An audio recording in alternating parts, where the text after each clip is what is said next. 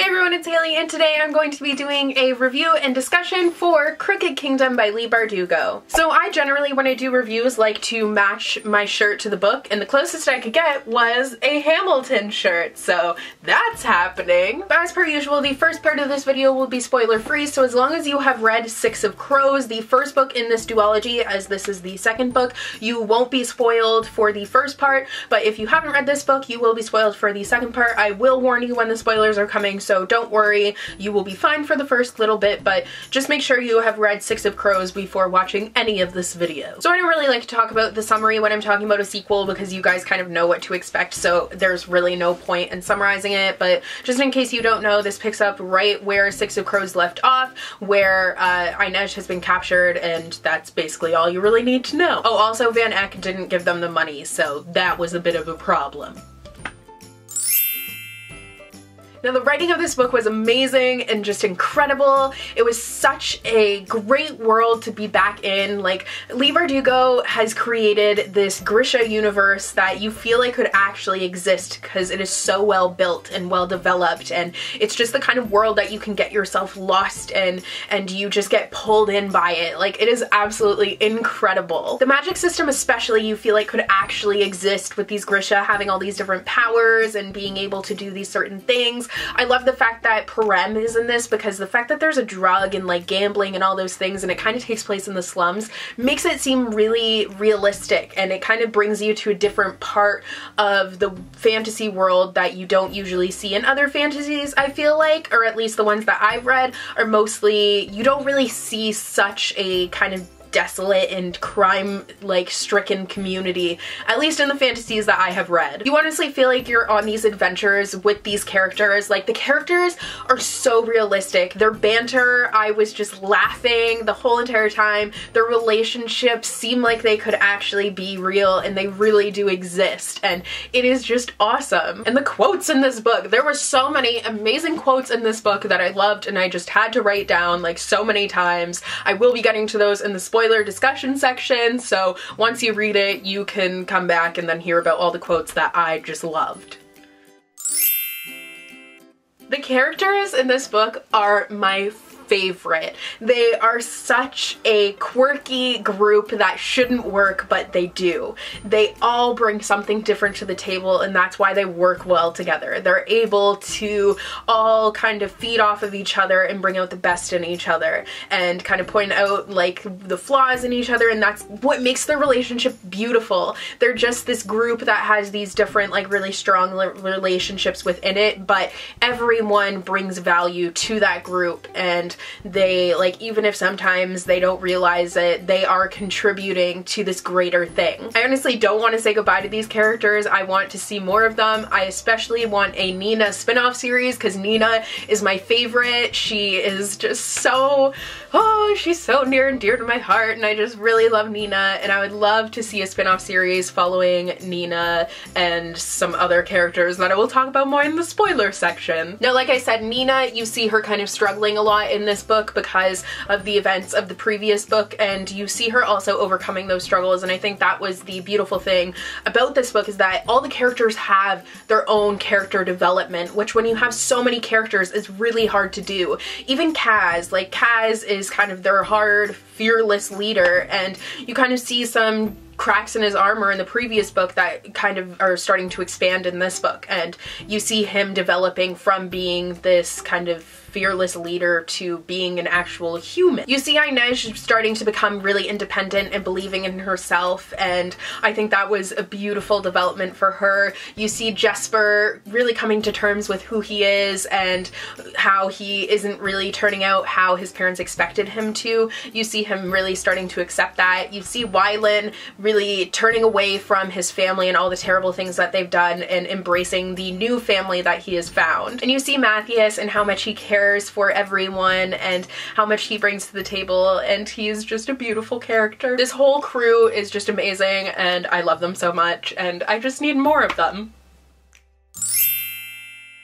Now the plot, I will admit, did feel a little bit dragged out at times, and I had the same issue with Six of Crows because there was a lot of world building that was happening, but in this one it just kind of felt like it was dragging a little bit, but once the action really did get going, it just kept on going and kept me on the edge of my seat the whole entire time. You never know what is going to happen in this book. Like, they come up with these plans and you don't know if everything is going to go according to plan, you don't know like who's going to survive, you have no clue. It's like Game of Thrones in that way because it is just ruthless and tears out your heart and stomps on it and just... Now the plot really is character driven, and I don't think that's a bad thing. It works really well for this book to be driven by these characters because they are so well developed. Their relationships, like I said, are amazing, and I think that is the driving force behind the success of this book. Now the ending of this book just killed me, and I want more, and I just want more of these characters. Oh my god. I am really excited though because we are getting a book of fairy tales from the Grisha universe. It's called Language of Thorns, I believe, and that is coming out later this year, and I'm excited for that, but I still need more. So overall, I ended up giving this book a 5 out of 5 stars. Dare I say I actually liked it better than Six of Crows. It's not often that I read a sequel and I like it better than the original, but this one I actually did like better than Six of Crows. So that is all for the spoiler-free section of this review. I am now going to be diving into spoilers. If you haven't read this book yet, then go and read it. You must, you must, you must, and then come back and we can discuss it. Now before anything, I'm gonna get to the spin-off that I want to happen. So before we get into anything, I'm going to get into the spin-off that I want to happen because I just need it now in my life. On my review on Goodreads, I mentioned that I really wanted a Nina spin-off, like I said in the spoiler-free section, because I love Nina and I think that would be amazing. She could carry a series on her own 100%. But someone commented and said Nina and Nikolai, and I was like, yes! Yes, like that is the perfect OTP. It needs to happen. I need it now. Oh my goodness. I think I would literally melt if that actually happened. Like, I would be so excited. Oh my god, I need that to happen. So Leigh Bardugo, if you are watching this, girl, please, please, please. That's all I want in my life. If you give me that, I can die happy. Please. Like, your girl Nina is so awesome. She had such a struggle because, like, Parem led her to be so weak, and, like, her powers, she was struggling with them. It completely changed them. And you see Matthias, blessed Matthias, helping her and, like, going through this with her, and then you killed him! Why? Why? I'm sorry, oh my god. I'm sorry. I didn't mean to do that. But you killed him. Like my precious Matthias. He was just so sweet and pure and amazing, and you killed him. So let Nina have Nikolai, because he is like my favorite character from Shadow and Bone, and she is like my favorite from Six of Crows, and the two of them together would be a power couple. Could you imagine their babies? Oh my god. Wow. This is too much for me. So I need to move on from that before I bust this book out the window next to me because I get mad. Van Eck, when they steal his pregnant wife, like, I did not see that coming. Like, Inej was in captivity and then he's like, oh, they're coming, like, do you hear them? And then they end up going for the wife instead. I totally thought they were going straight for Inej, but they are smart. Like, I love the fact that they have all these well thought out plans, and I'm not a detail-oriented reader at all, like, by any means. So I know some people will, like, theorize about what's going to happen in books and they'll kind of guess what's happening ahead. I never do. I'm always surprised by plot twists. Like, if the plot twist doesn't surprise me, it's a bad plot twist, because it's really easy to surprise me by plot twists because I don't theorize about these things. You know what I notice about doing these discussions? I get real hyped. Like, I'm getting so fired up. Okay, anyways. So like I said, like, I just thought it was so genius that Kaz went and had the whole team go for his pregnant wife and keep her in captivity, like, take her hostage so then they could get Inej back. Like, that was just a genius plan. I loved the fact that Jesper's dad came into this, and he figured out that they were trying to pretend that Jesper was actually in school and he was like an upstanding citizen, and then they get attacked and they figure out he's like, what is going on? Like, what have you gotten yourself into? And he ends up kind of getting himself on board with it, which I thought was really lovely. Now, Jesper and Wylan, oh my god, I was getting so frustrated because nothing had happened between the two of them, and there were a million signs. So I was like, this has to happen soon. Like, has to happen. And then, because Wylan looks like Kue, or however you say that, Jesper finally, like, works up the courage to kiss him, and he kisses him, and then, who walks in but Wylan? And he's like, what? Like, I was kissing, how you're here, but how are you there? And then figures out that it wasn't Wylan, he had kissed Kue. Like, I was so mad because I had been waiting for that, and then it happened, and then it just, what a slap in the face. Like, oh my goodness, that was just mean. So I need to read this part because it literally, like, I think my soul died a little when I read this. Like, my heart stopped. So, it is when Inej is finally back, and like her and Kaz are together and all that jazz. So she's literally like, would you come for me, like blah blah blah. Basically she's asking him if he would come for her even if she wasn't worth anything for him anymore, like she couldn't work for him anymore. And he says, I would come for you, and if I couldn't walk, I'd crawl to you. And no matter how broken we were, we'd fight our way out together. Knives drawn, pistols blazing, because that's what we do. We never stop fighting.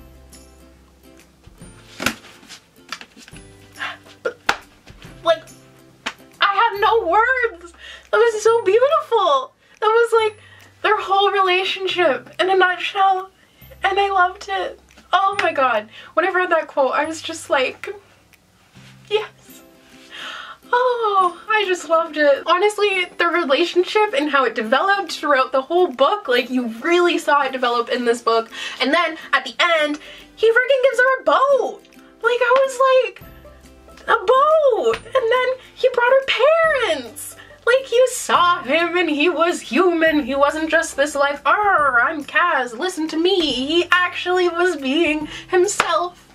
And it was beautiful. I love their relationship because I think that they just bring out the best in each other, and I loved it. Another funny thing about this review is that I was writing it on like my phone, and as I was writing the notes on my phone, every time I wrote down Kaz, it would autocorrect to Kazoo.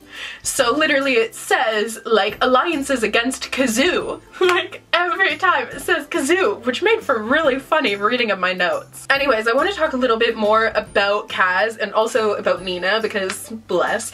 But one of my favorite things that she said to him was she was like, everything is a negotiation with you. You probably bartered your way out of the womb. Like, literally, that's him. Like, everything is business. Everything has to be, like, monetarily valued. And I think that the whole group, not just Inej, started to see that he's hiding a lot of things and he's not, like, he's kind of putting up a front for everyone. And I like the fact that they were kind of poking at it. It was fun. One of my favorite parts, and this is kind of going back to when they kidnapped Van Eck's wife, is the banter between them right after that. It's the first time that the group is back together with Inej, and their banter was just like what I live for in this book because it was so realistic, it was so funny, and just all the little quips. Like, Jesper is so sarcastic and amazing. I love him. He is like my spirit animal, and I long to be that sarcastic. I am that sarcastic, but like I long to be that witty. He's very witty, and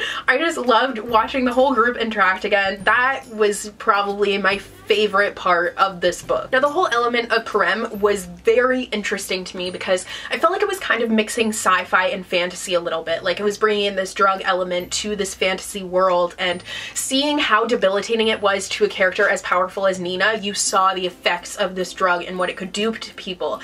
I thought it was so, oh my god, there's a cat outside! Oh my god, go across the street really fast. Really fast. Oh, he got a fluffy tail. Okay, I'm sorry. Anyways, what was I even talking about? I got really distracted for a second there. Ah, right. So when Nina figures out that it's actually giving her, like, she used to be able to control life, but now she is able to control death, like dead people. That was so interesting, and that added such a dark element that really fit into the story. And I felt really bad for her because she didn't really know what was going on. She didn't really know how to control her powers anymore, and she just kind of craved Parem for a lot of the book. And I felt for her because she was struggling so much and she wants to help, but she's not really able to anymore. And I love the fact that Matthias was able to work through that with her. Oh, Matthias. I can't even talk about him anymore. It makes me so sad. Like, I honestly knew that not all of them were going to survive because it's multiple perspectives, that's bound to happen, but I was so sad that was him, and he was just so precious. But you know what would mend that wound? Nina and Nikolai! But before that, I just want to read a couple of quotes from the Matthias and Nina relationship because beautiful. So where was it? Nina, he started, then stopped. Nina, I am with you because you let me be with you. There's no greater honor than to stand by your side. Honor and duty, I get it. Her temper he could bear, but her disappointment was unacceptable. Matthias knew only the language of war. He did not have the words for this. Meeting you was a disaster. She raised a brow. Thank you. Degel, I can't say that word because it's, yeah. He was terrible at this. He stumbled on, trying to make her understand. But I am grateful every day for that disaster. I needed a cataclysm to shake me from the life I knew. You were an earthquake, a landslide. I, she said, planting a hand on her hip, am a delicate flower. You aren't a flower. You're every blossom in the wood blooming at once. You are a tidal wave. You're a stampede. You are overwhelming.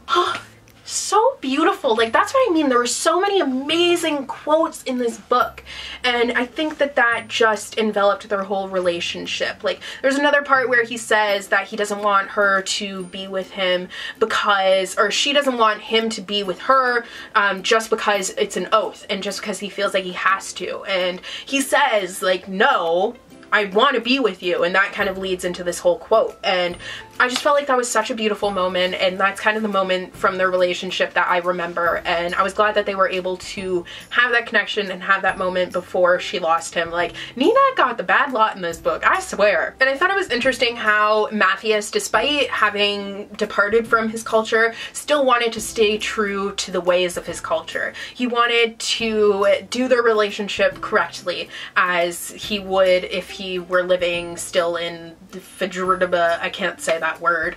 And I thought that him saying so true to that was kind of was really beautiful. Now, this book featured a lot of flashbacks, which really contributed to having the full character arc. You got to see a lot of the before and while you were seeing like what was happening, and they were beautifully interwoven, so it kind of worked seamlessly and gave you a very full view of everything that was happening. Oh, another Kaz and Inej thing, when she's changing his bandages, like, that scene, whew, that was too much for me. Too much. What a tease. That was just, oh my gosh, that scene, man. Oh man. I love the fact that we got Genya and Zoya in this book. It was kind of nice to tie this series in with the Shadow and Bone series. I'm still kind of mixed on whether you have to read the Shadow and Bone series before you read this one. I don't really think it matters that much. Like, there's the little tiny things that matter, but like I said, I'm not exactly a detail-oriented reader, so they're kind of the things that I wouldn't really notice before anyway, so it doesn't really make a difference to me. Just kind of depends on your preference. Like, yes, it will kind of give you more of a seamless narrative if you read the other trilogy first, but no, I don't really think it's necessary. Now, the whole part with Roland's and how they messed with him was so nuts. Like, when Kaz was basically telling him, like, I have your son, like, saying that he was killing his son, and he said, like, I forget who it was, but one of them, I think it was Inej, says to him, like, that was really mean and that was almost going too far, and he says, no, I'm not actually doing it, but I could only kill his son once, but he could imagine him being killed a million times in a million different ways. So he was playing with his mind, and the mind games were so crazy. Like, Kaz was just such an intelligent character, and I don't know how Leigh Bardugo wrote such an intelligent character. Like, I couldn't do it. It was awesome. Honestly, everything that happened in this book, like the whole action, the battle with Van Eck, like that ongoing battle, all the play plans, and then Roland's coming back into it was just crazy, and I just need my Nina and Nikolai book now, please. So that's the last thing I'm gonna say. So that is all for today's review. I hope you guys enjoyed. Sorry that for these discussions I'm kind of all over the place. I just feel like I really want to like use the room because I get all fired up, so I don't know. But yeah, let me know if you have read this book. Actually, if you're still here, you have read this book, so let me know your thoughts on it and what some of your favorite parts are. And yeah, I will see you guys in the next